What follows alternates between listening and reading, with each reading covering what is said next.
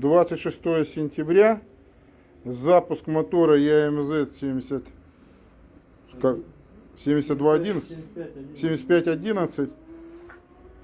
Запуск. Запуск.